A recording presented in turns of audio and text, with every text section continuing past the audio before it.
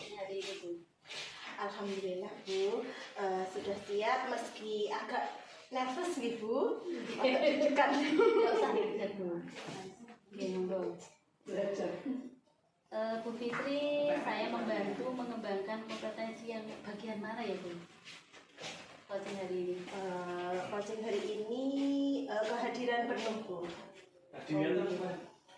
Bagaimana Ibu Fitri minta untuk saya amati? Pada tahap ini, identifikasi masalah yang nantinya akan ditemukan penyebab utama permasalahan yang dihadapi coaching, Bu. Bagaimana penilaian Ibu sendiri terhadap apa yang akan kita kembangkan hari ini, Bu Fitri? Jadi coach itu bisa mendalami permasalahan coach dan bisa menemukan permasalahan coach yang tepat, Bu. Oh, iya. Ada harapan dari observasi yang akan kita lakukan bersama ini, Bu? Ada, Bu. Semoga praktik coaching ini berjalan dengan lancar sehingga bisa menjadi latihan bagi saya sendiri untuk menjadi coaching yang lebih baik dalam praktek sesungguhnya. Amin. Pasca supervisi. Bagaimana Bu Fitri menilai sendiri performa dari kompetensi tadi? Saya masih merasa kaku, Bu, dan kurang luas dalam menjadi coach. Apa yang membuat Ibu menilai demikian, Bu Fitri? Mulai dari saya berbicara itu sangat kurang lancar dan masih banyak berpikir, Bu. Oh, ini ya. Boleh saya menyampaikan hasil pengamatan hari ini, Bu? Nggih, Bu, boleh, monggo. Saya mengamati tadi pada saat praktek, Ibu Fitri melakukan praktek coaching itu sudah sesuai standar yang kita rujuk. Namun betul sekali, Ibu perlu banyak latihan agar dapat lebih luas dalam berbahasa. Bagaimana pendapat Bu Fitri mendengar ini? Terima kasih, Bu. Dari hasil pengamatan Ibu serta arahannya, saya sangat berterima kasih itu menjadikan saya motivasi untuk lebih baik lagi dan berusaha untuk latihan selanjutnya. Oh, iya Bu Fitri, sami-sami. Ibu. Mohon Wes, terima, monggo.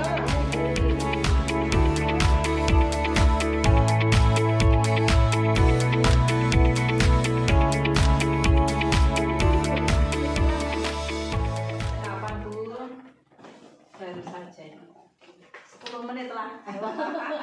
Sehat, Bu.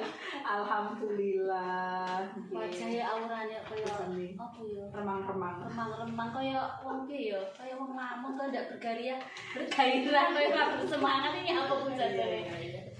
Ya gini ya, Bu ya agak banyak pikiran lah, Bu. Ya pikiran di rumah, di sekolah. Jadi satu, dia agak pusing. Ojo dicampur aduk, Bu. Masalah di rumah, di sekolah, di sekolah. Kayak apa, Bu? Persoalannya apa? Iya.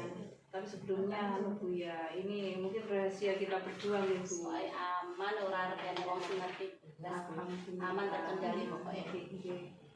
Ini Bu, jadi ya ini di sekolah, terutama di kelas saya sendiri. Saya kan guru kelas 6 gitu. Iya. Kelas 6 itu kan ini sudah mau UTS, selanjutnya semesteran, terus nantinya kan di semester 2 juga banyak ujian-ujian. Tapi saya lihat anak-anak itu akhir-akhir ini kok kurang semangat gitu di kelas.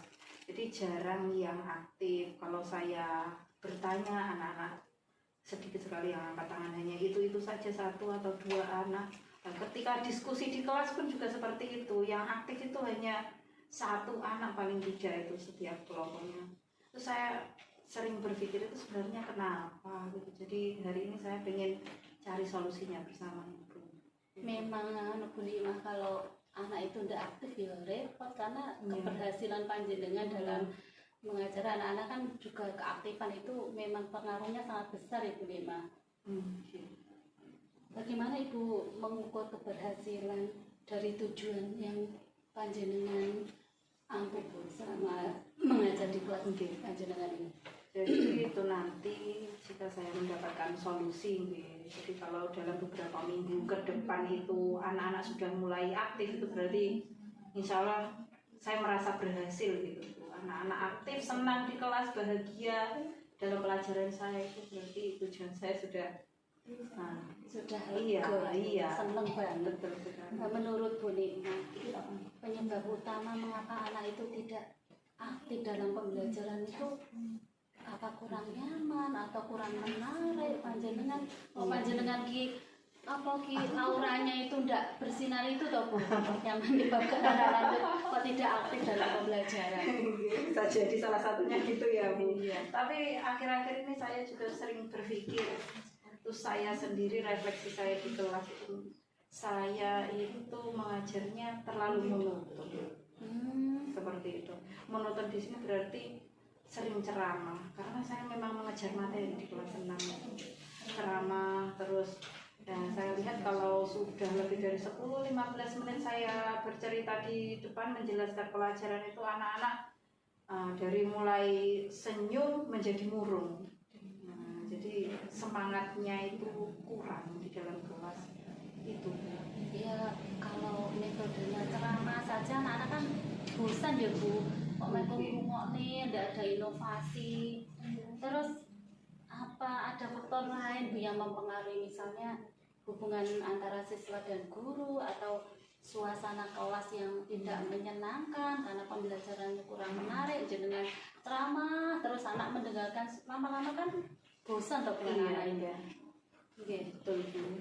Jadi dari monoton tadi, ceramah, hubungan saya sendiri dengan anak-anak itu jadi terlalu formal, kaku di kelas. Anak-anak sungkan ya, mau angkat tangan itu isin gitu, sungkan. Nah, lebih baik dia mungkin daripada bertanya begitu. Jadi terlalu kaku saya di kelas.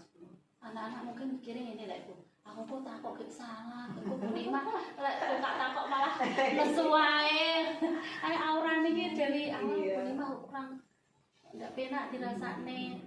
Baiklah Bu Nikma, kita bincang-bincang hari ini, kita cari solusinya ya Bu Nikma. Apa rencana aksi yang menurut panjenengan membantu meningkatkan keterlibatan siswa dalam pembelajaran Bu Nikma?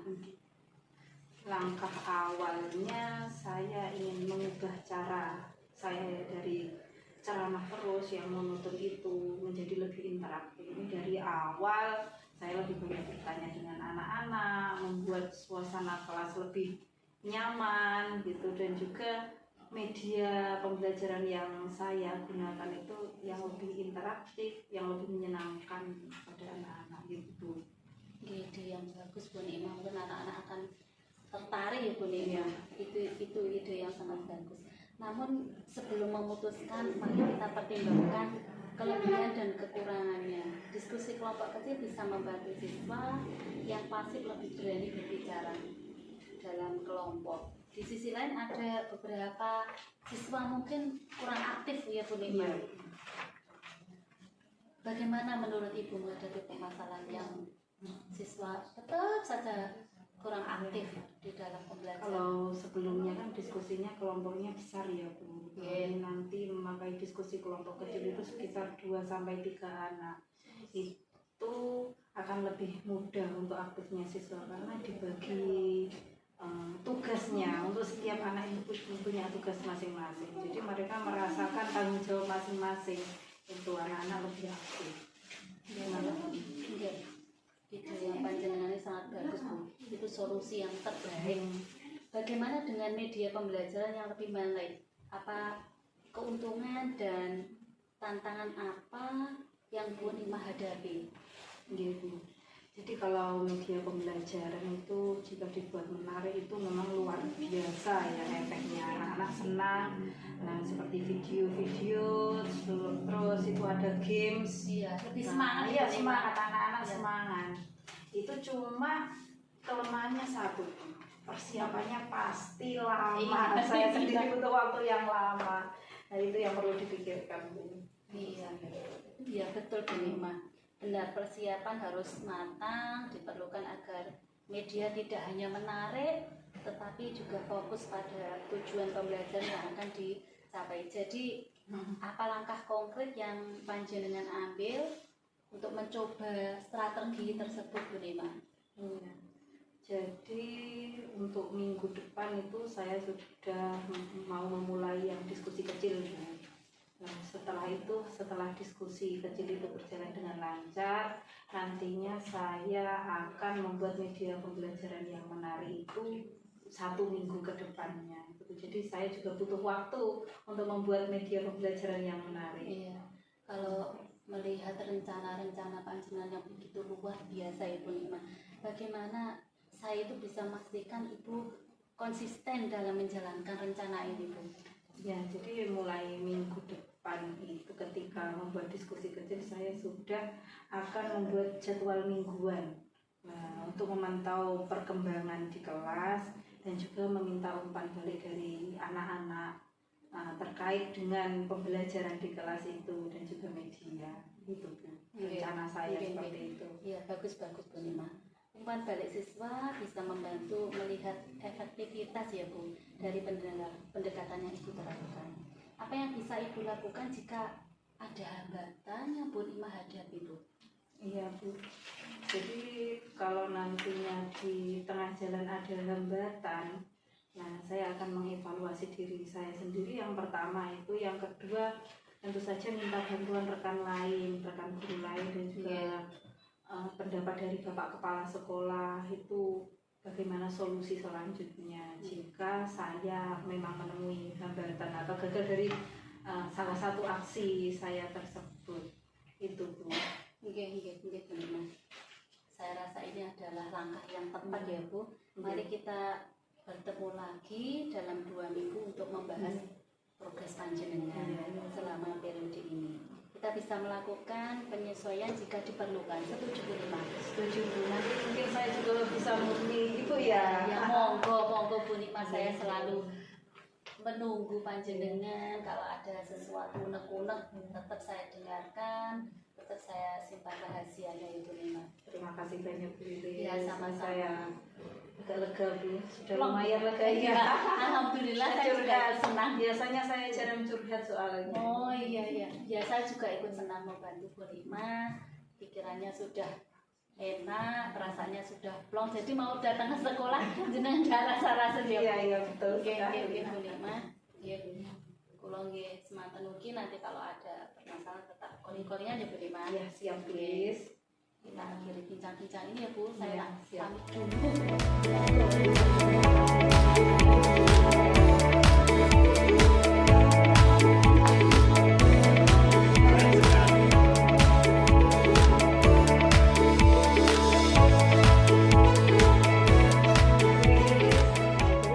Hari ini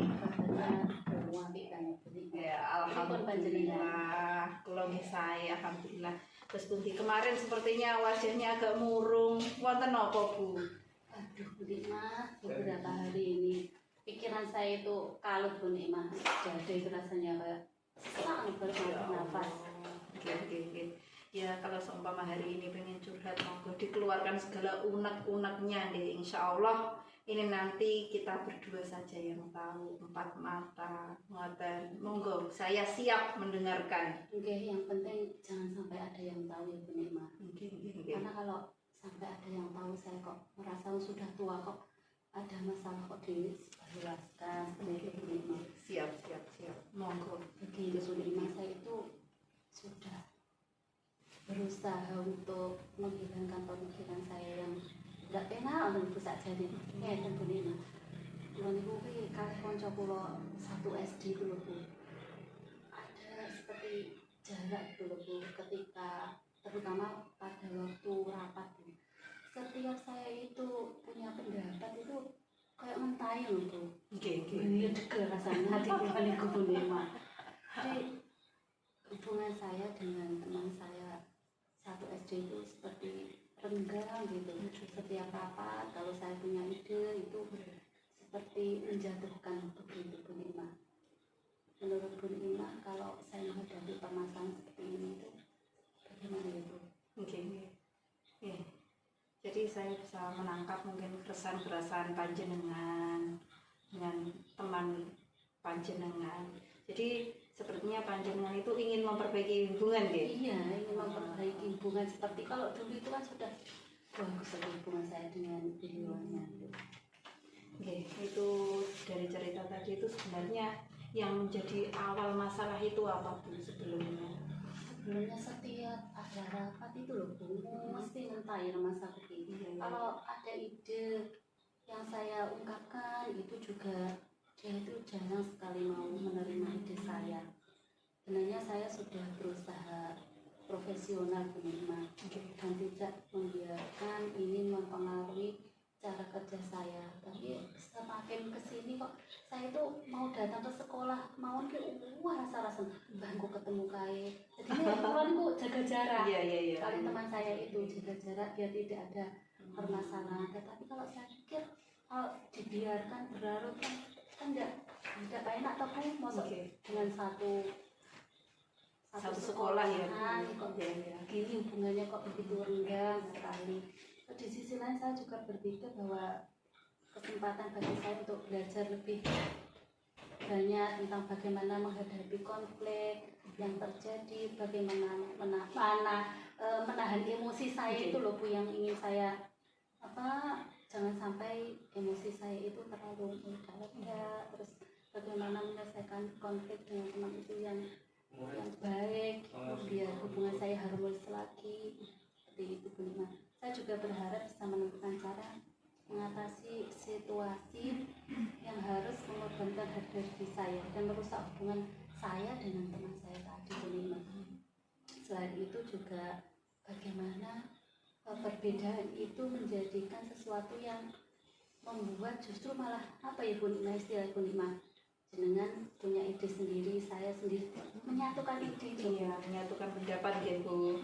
Jadi kalau selalu berbeda dan tidak ada solusinya itu kan juga susah ya. Susah. Nah, dari kejadian-kejadian itu sebenarnya itu mulainya dari kapan, atau masih baru-baru ini atau sudah lama Bu? Sudah beberapa bulan Bu. Sudah beberapa bulan itu sudah muncul benih-benih seperti Ibu, kalau diteruskan seperti orang berdebat gitu loh Bu, saya dengan saya itu dengan rekan sejawat saya itu mungkin cara penyampaian ide Bu Lilis di rapat itu keras atau bagaimana kok sampai teman panjenengan itu tidak suka gitu Bu? Yang pertama, saya itu kan memang karakternya itu keras sekali. Cara menyampaikan ide itu saya itu kaku Bu, pokoknya kudu ini loh, kudu kayak sakarepku pokoknya ngoten loh Bu. Ide saya itu harus terlaksana, mungkin itu Bu permasalahan awalnya. Jadi Ibu juga merasakan seperti itu ya. Ya, mungkin Bu Lilis bisa tarik nafas dulu ya. Nah, keluarkan. Nah, kita cari solusi bersama ya Bu. Untuk longgar Bu. Untuk enak. Iya, sudah curhat tadi. Jadi agak longgar mungkin. Nah, untuk solusinya, langkah awal yang ingin Ibu tempuh itu gimana agar hubungan itu bisa raket lagi ya? Kita dimulai dari hal-hal kecil lah gitu Bu. Saya harusnya harusnya kalau ingin berpendapat, ingin menyampaikan ide itu dengan cara yang santun, dengan cara yang lemah lembut, terus tidak mendadak. Jadi harus menghargai ide teman, harus menahan emosi supaya teman kita itu juga merasa nyaman berada di dekat kita Ibu Nima. Ya, betul sekali. Jadi itu tadi Ibu sudah menemukan satu langkah awal ya, di introspeksi, refleksi diri ya, itu sudah ditemukan. Dan selanjutnya kalau sudah refleksi diri dari Ibu sendiri, kira-kira itu harus lebih sabar lagi dan mengurangi hal-hal yang negatif itu. Nah, langkah selanjutnya apa Bu? Saya mau mengajak teman saya itu ngobrol di luar sekolah, di luar rapat, bagaimana kita bisa menyatukan pendapat sehingga nantinya cara kerja kita itu lebih baik, bagaimana kita bisa mengontrol emosi, terus saling memahami antara saya dengan teman sejawat saya itu. Bagus sekali Bu Lilis. Jadi yang pertama tadi kalau saya bisa tangkap itu yang pertama adalah refleksi diri dari Bu Lilis sendiri ya, mulai dari diri sendiri. Dan langkah kedua Bu Lilis ingin ngobrol secara pribadi berdua, di luar sekolah sambil ngopi atau bagaimana biar antara hati dengan hati itu menyatu gitu. Nah itu kiranya Ibu mau melaksanakan itu mulai kapan? Nah, diawali dari kapan? Minggu depan Bu Nima. Minggu depan saya setelah pulang mau ngajak teman saya tuh ngopi, ngobrol bersama dengan santai.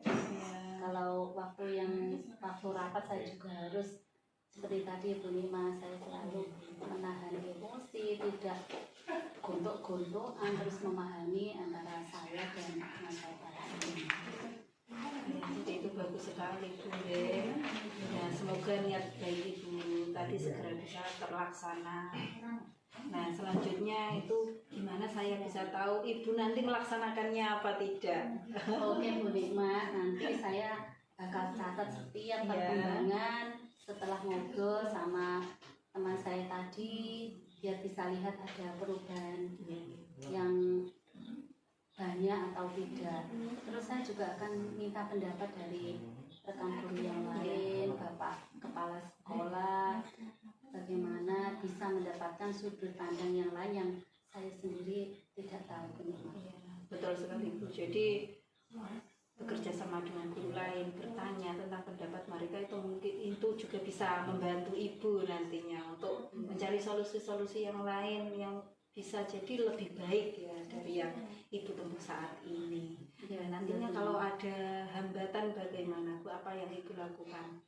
Misalkan ada hambatan, saya akan tetap lebih tenang lagi Bu, kontrol emosi, terus ya itu tadi Bu, tenang, kontrol emosi, memahami karakter teman kita, terus kalau perlu saya bisa ngobrol sama guru atau sharing dengan permasalahan yang ada Bu Nima. Ya, nanti bisa WA saya juga Bu ya. Mungkin saya juga akan terus WA panjenengan. Iya betul sekali ya. Nanti ngerepotin jenengan. Buatan saya siap ya kapanpun insya Allah kalau senggang, kalau bisa saya akan menjawab. Bisa WA juga, telepon juga bisa Bu. Insya Allah saya selalu sedia. Terima kasih Bu. Ya, semoga itu nanti solusinya akan berjalan dengan baik. Nah, Bu Lilis juga bisa lebih dekat lagi hubungannya dengan temannya, tidak ada masalah lagi Bu. Iya Bu Nikma, terima kasih. Terima kasih banyak Bu Nikma. Setelah bincang-bincang kali panjenengan rasanya ki plong. Iya. Enak lagi. Alhamdulillah. Wonggar banget. Di sini saya juga merasa senang bisa bermanfaat bisa memberikan solusi ke panjenengan. Kita lanjutkan minggu depan Bu. Siap. Terima kasih ya Bu. Iya, sama-sama. Terima kasih.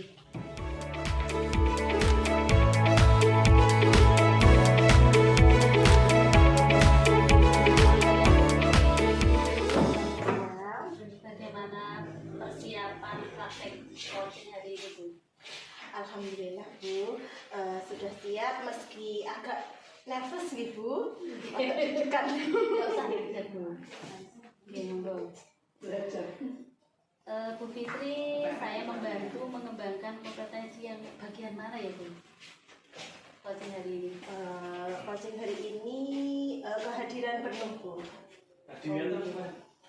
Bagaimana Ibu Fitri minta untuk saya amati? Pada tahap ini identifikasi masalah yang nantinya akan ditemukan penyebab utama permasalahan yang dihadapi coaching Bu. Bagaimana penilaian Ibu sendiri terhadap apa yang akan kita kembangkan hari ini Bu Fitri?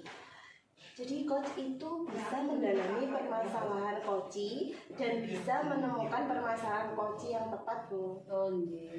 Ada harapan dari observasi yang akan kita lakukan bersama ini Bu?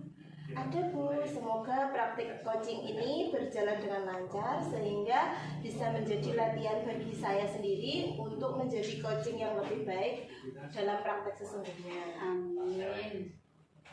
Pasca supervisi.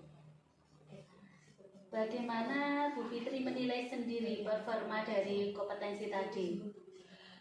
Saya masih merasa kaku dan kurang luas dalam menjadi coach.